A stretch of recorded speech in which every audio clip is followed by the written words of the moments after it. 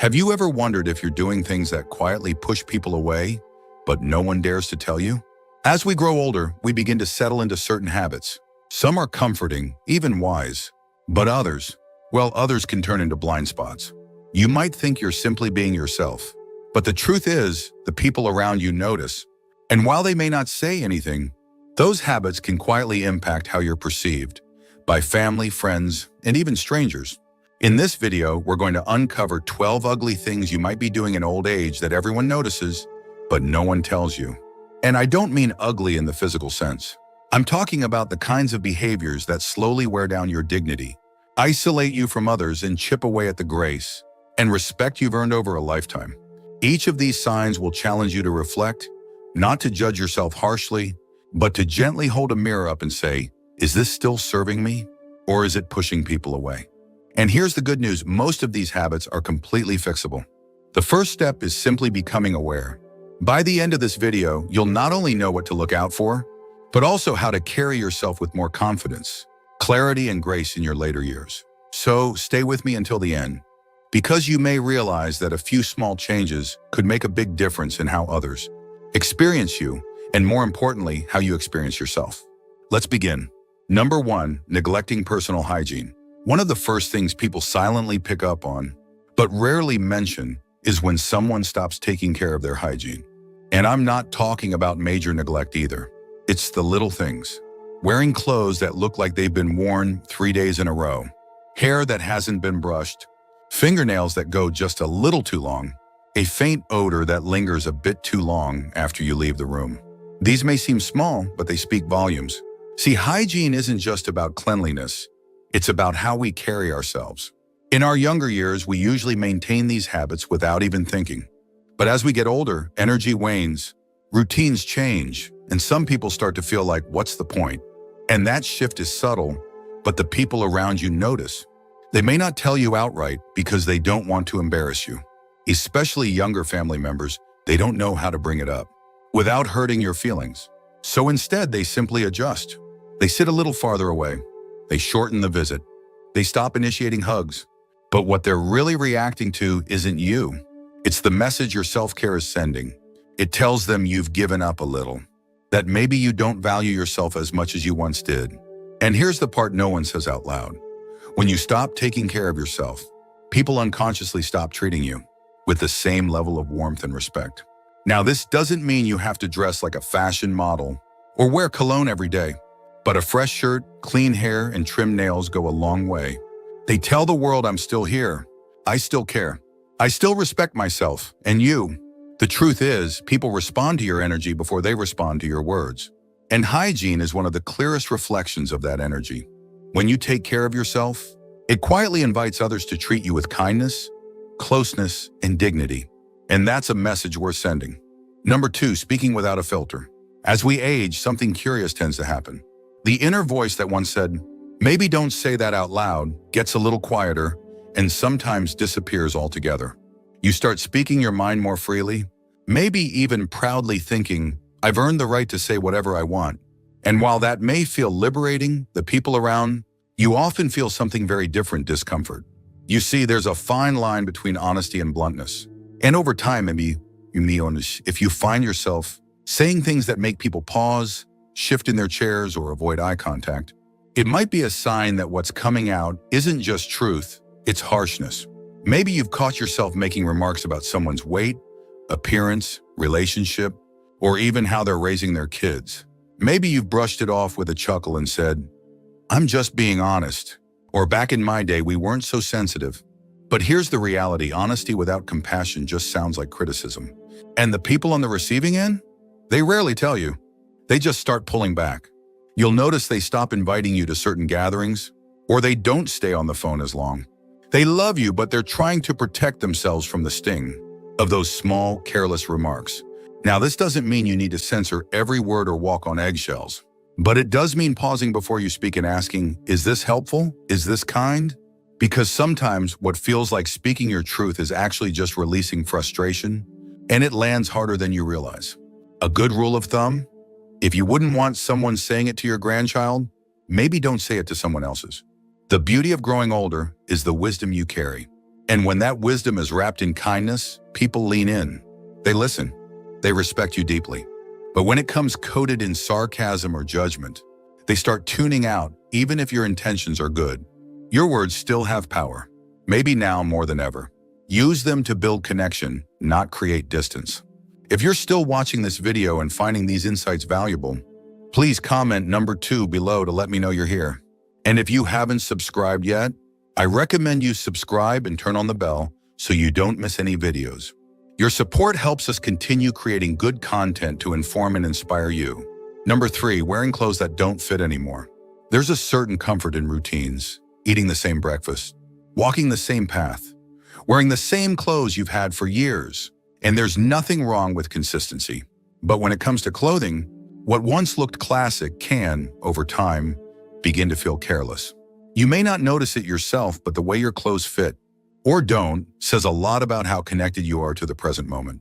Pants that hang too loose, shirts that cling too tight, outdated styles from 20 years ago, or shoes that have long since lost their shape. These aren't just fashion choices. They quietly send a message that you've stopped paying attention. And while no one will come out and say it, they notice. It's not about following trends or trying to dress like someone half your age. It's about showing the world that you still see yourself as someone worth looking after. When people see an older adult in clothing that fits well, looks cared for, and reflects a sense of self-respect, they feel something instantly admiration. It tells them this person still shows up in the world, not out of vanity but dignity. Think about it. Would you wear the same suit to a job interview that you wore 25 years ago? Probably not. The same principle applies to everyday life. Our bodies change, our coloring shifts, and our energy evolves. Dressing in a way that reflects your current self, not your past, shows emotional presence and self-awareness. Now, I've heard some folks say, "Whenever you, what do I care what people think? I'm comfortable." And that's fair. But being comfortable and being dismissive aren't the same. You can be comfortable and put together. You can be relaxed and respectful of your appearance. Even something as simple as upgrading to a well-fitting pair of jeans or choosing a shirt that brings out your natural tones can change the way people respond to you. Not because of the fabric, but because of what it represents, that you're still engaged, still aware, still proud of who you are today. People won't compliment you directly. They may not even mention it at all, but they notice. They smile a little more. They treat you with a touch more reverence. Because like it or not, the way we dress is the first thing the world sees. And even in old age, that first impression still matters. Number 4, interrupting or dominating conversations. We all want to be heard, especially in our later years, when we've lived through enough experiences to know a thing or two. But sometimes in that desire to share what we know, or to make sure our point is clear, we forget to leave room for others. It can start subtly. You're in a conversation and someone brings up a topic you've dealt with before. You jump in. You offer a story. You start explaining what they should do. Before you know it, 10 minutes have passed and no one else has spoken. What's tricky about this habit is that it doesn't come from a bad place. Most of the time, it's rooted in a genuine desire to help. But here's the problem: when we take up too much conversational space, we unintentionally silence the very people we care about. And they won't tell you that you're doing it. Instead, they'll start drifting away. They'll stop calling as often. They'll keep conversations shorter. You'll feel the distance, but you won't always know where it came from. People want to feel seen and heard, not lectured.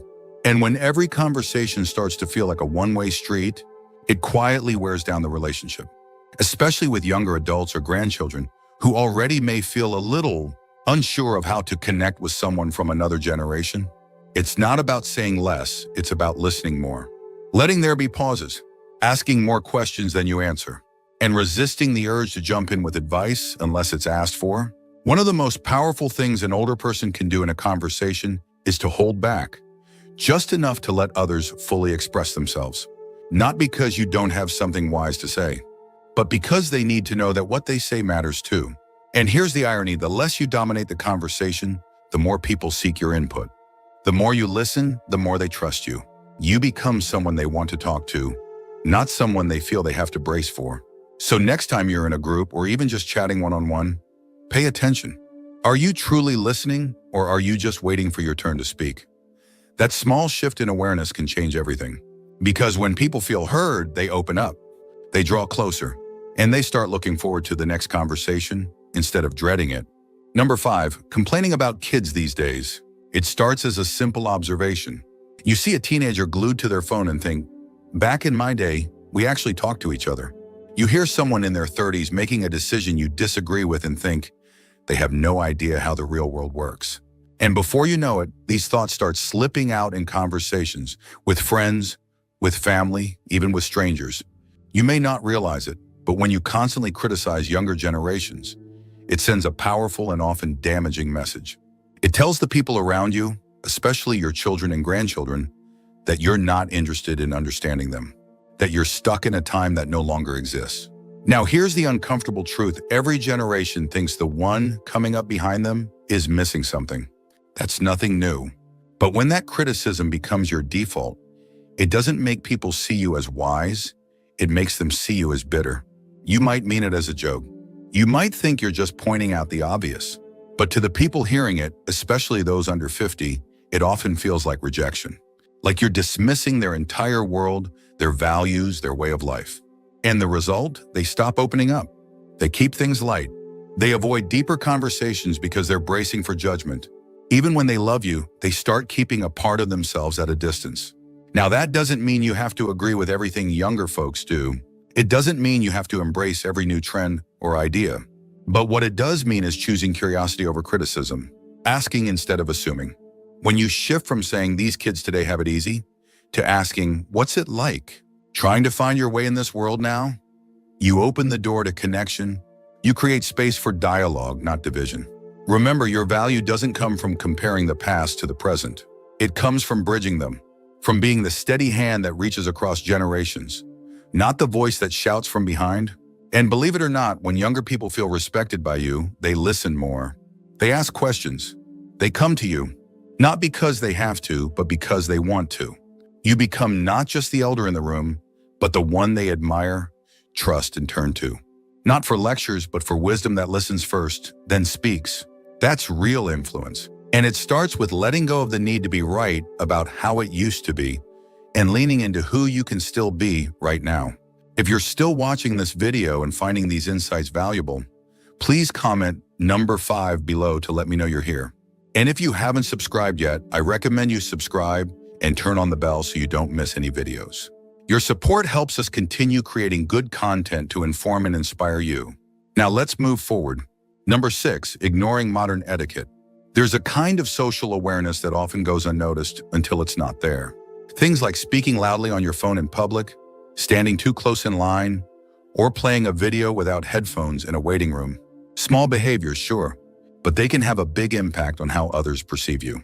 Now, these things might not have been a big deal decades ago. Back then, people were more tolerant of loud conversations or unexpected behavior. But times change, expectations shift, and what used to be considered harmless now makes people quietly uncomfortable. And here's the tricky part. You may not even realize you're doing it. No one pulls you aside and says, hey, could you turn that down? Or do you mind stepping back a little? Instead, they'll give you a look, or avoid eye contact, or move to another seat. It's not personal, but it is real. And whether it's on the subway, in a coffee shop, or even just walking through a store, these little breaches of what people now consider common courtesy send a message. They say, I'm not aware of how I affect others. And the truth is, people don't always give older adults the benefit of the doubt.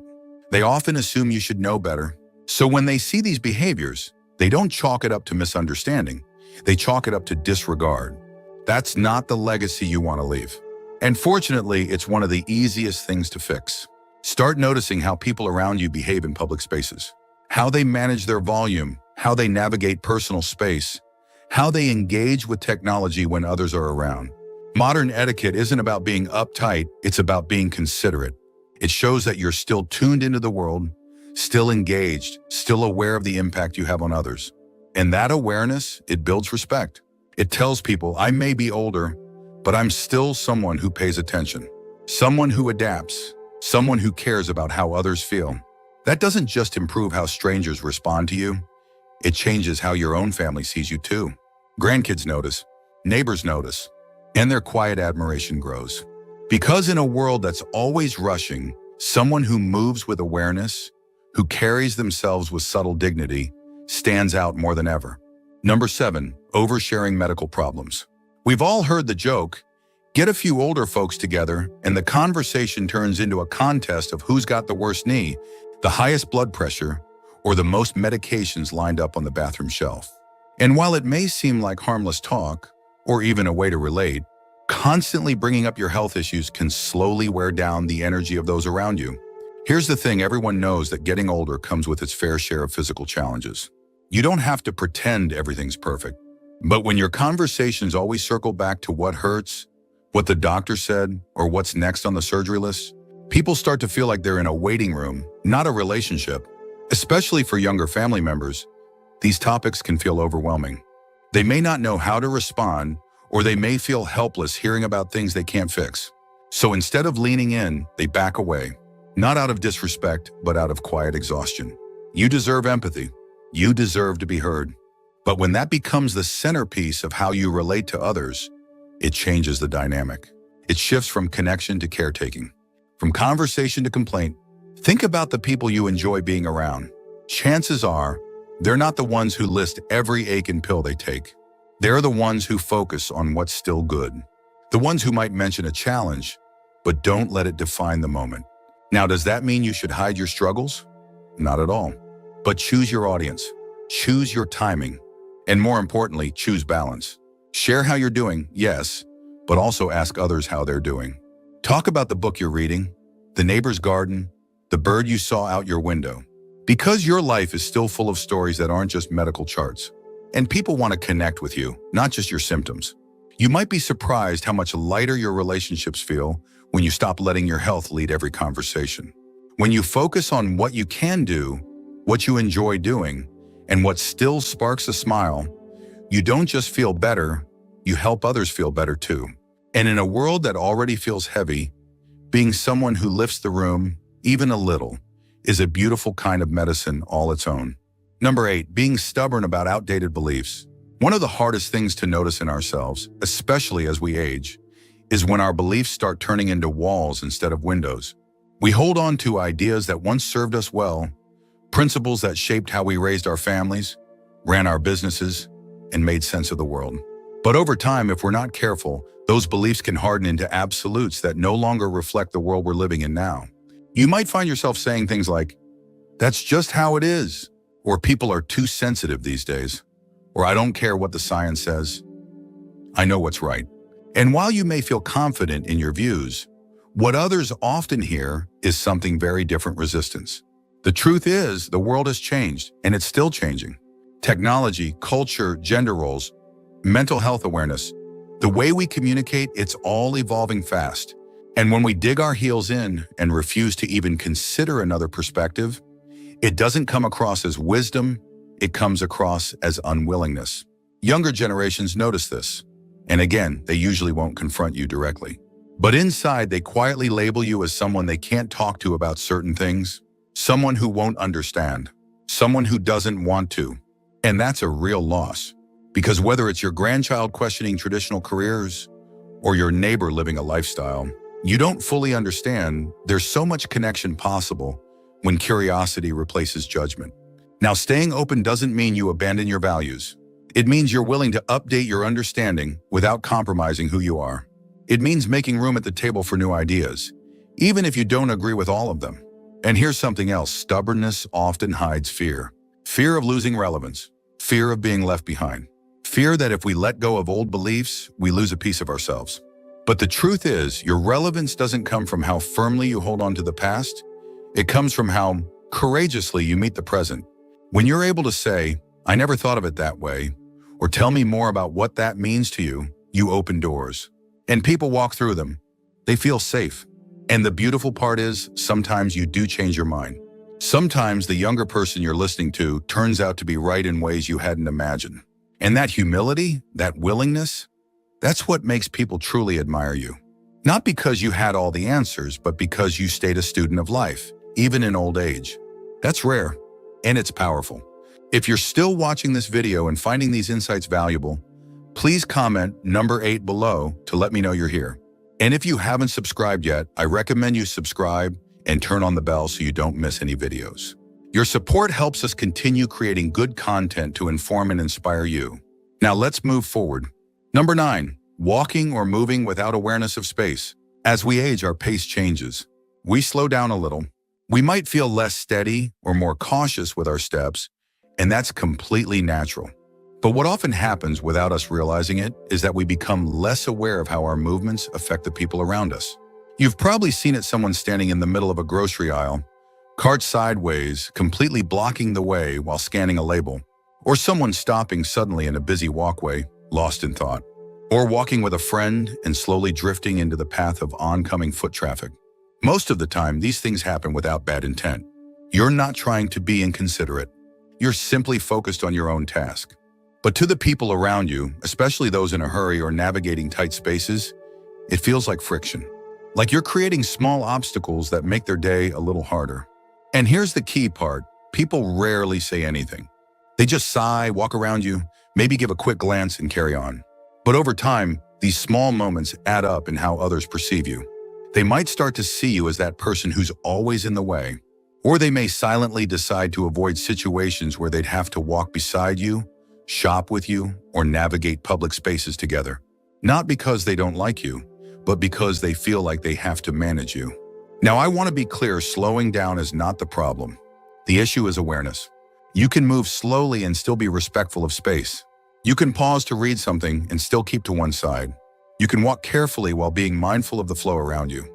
This is especially important in places like airports, busy sidewalks, malls, or even church hallways. These are shared spaces, and being considerate in them sends a strong message that you're still paying attention, that you still care about how you impact others. In fact, this kind of awareness is a subtle form of grace. It tells people you're not just focused inward, you're present, thoughtful, and kind. And the truth is, most people aren't expecting perfection. They're just hoping for a little effort, a little awareness, a little consideration. When you show that, you stand out, not as a slower person, but as a considerate one. Someone who still moves through the world with dignity and a quiet sense of responsibility. And that kind of presence, it's more powerful than you might realize. Number 10, making jokes that don't age well. A good sense of humor is one of the best things you can carry into old age. It keeps you light, keeps others comfortable, and helps ease tension in even the hardest moments. But not all humor ages gracefully. And some jokes, especially the ones that once got a laugh decades ago, can quietly push people away today. You might be joking the way you always have. A little sarcasm here, a teasing remark there, maybe a comment that plays off old stereotypes or pokes fun at someone's background, appearance, or choices. You might even laugh as you say it and follow up with, "I'm just messing with you," or "Come on, lighten up." But here's what's changed the world around you. And while humor used to rely on poking fun at differences, today people are far more sensitive to how words land, especially when they come from someone older. Younger folks especially are navigating a culture that emphasizes inclusion, empathy, and respect for diverse experiences.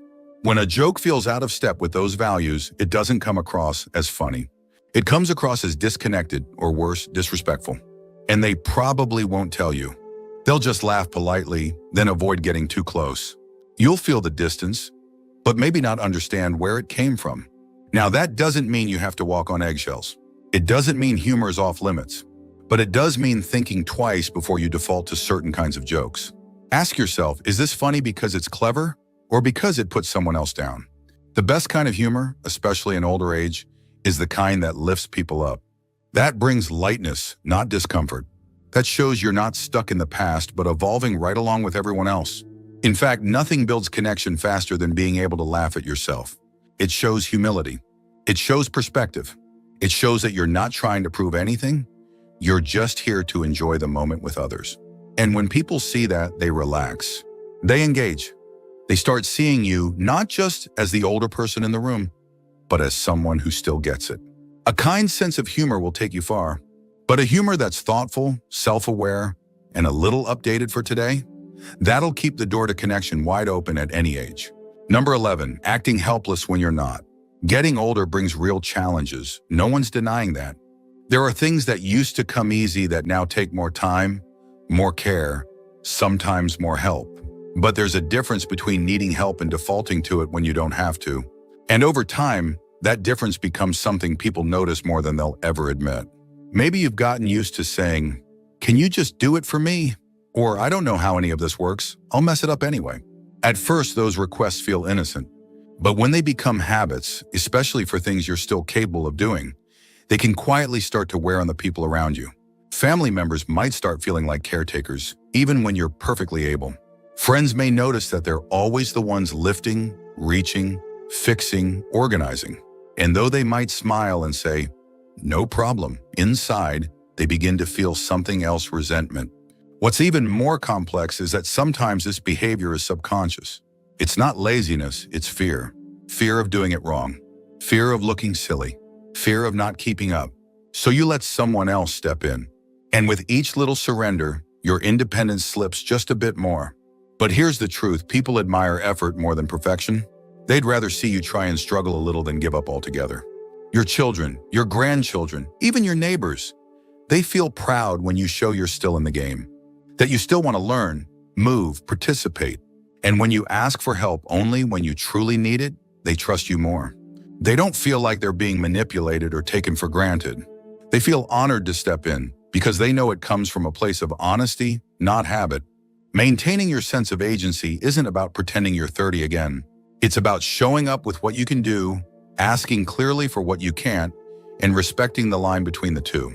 You'd be amazed how empowered you feel when you start reclaiming the little things: carrying your own bag, figuring out the new remote, following a recipe without asking someone to hover. These small wins build confidence. They remind you and everyone around you that age may change what you're capable of, but it doesn't take away your strength, your will, or your dignity. Because the people who truly age well aren't the ones who never ask for help. They're the ones who know when to ask and when to stand tall and say, "I've got this." Number 12, pretending you're always right. We all like to feel we've earned our place at the table, especially after decades of life experience, hard choices, and lessons learned the long way. So it's understandable that, at a certain point, many older adults feel like they've got the answers, that they've seen enough to know how things work. And in many cases, they do. But here's where it gets tricky: when the need to be right overshadows the need to connect, people stop listening. It might show up in small ways. Correcting someone's story at dinner. Insisting your way of doing something is the only way that makes sense. Rolling your eyes at new ideas or brushing off someone else's opinion with, "Trust me, I know better." At first, others may shrug it off. They might even laugh. But over time, being around someone who always has to be right becomes exhausting. People start avoiding meaningful conversations. They withhold their thoughts. They stop challenging you, not because you convince them, but because it's just easier to stay quiet. The irony is, many older folks don't do this to be arrogant. They do it to feel safe, to feel like they still have authority in a world that's changing quickly around them. But when being right becomes more important than being kind or curious, it backfires. Being wise doesn't mean having all the answers. It means knowing when to offer your perspective and when to let someone else explore theirs. It means holding your opinions with confidence, but also with openness. Because here's the truth: most people don't say out loud, the people we admire most aren't the ones who correct us. They're the ones who listen, reflect, and gently invite us to think differently without forcing it.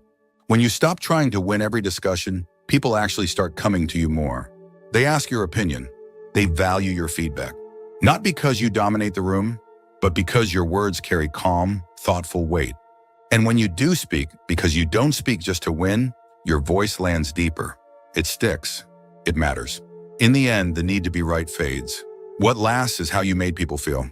And when you leave space for others to be heard, challenged, and uplifted, your presence becomes something they truly treasure, not tolerate. Final thoughts. Medida befrente one.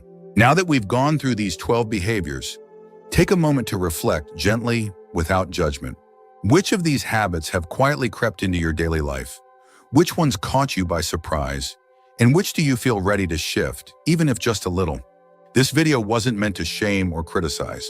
It was created to give you something most people don't: honest insight wrapped in care.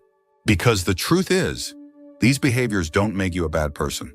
They're simply blind spots, things that settle in over time without us noticing. And once we do notice, that's when real strength shows. Not in pretending they don't exist, but in saying, "I see it. I can do better. I still have the power to grow." That's what aging well is really about. Not clinging to the past, not resisting change, but stepping into each new day with self-awareness, grace, and the quiet strength of someone who still wants to connect, evolve, and be a source of warmth in other people's lives. So as you move forward, keep these signs in mind, not as a checklist, but as gentle reminders. Ways to keep showing up in the world with dignity, presence, and the kind of character that leaves others feeling respected, comfortable, and inspired. And remember, it's never too late to shift how you move through the world. Small changes in how you speak, listen, dress, joke, or interact can completely transform how people experience you and how you experience your own place in the world. Thank you for joining us today. We'd love to hear from you. Leave a comment below and share one thing you learned today and how you plan to use it in your life. Your thoughts are important to us, so don't hesitate to share them. Reading your comments gives us great motivation and encouragement. If you enjoyed this video and found it helpful, please like, subscribe, and share. Your support helps us continue creating good content to inform and inspire you. Thanks for watching, and we look forward to seeing you in the next video.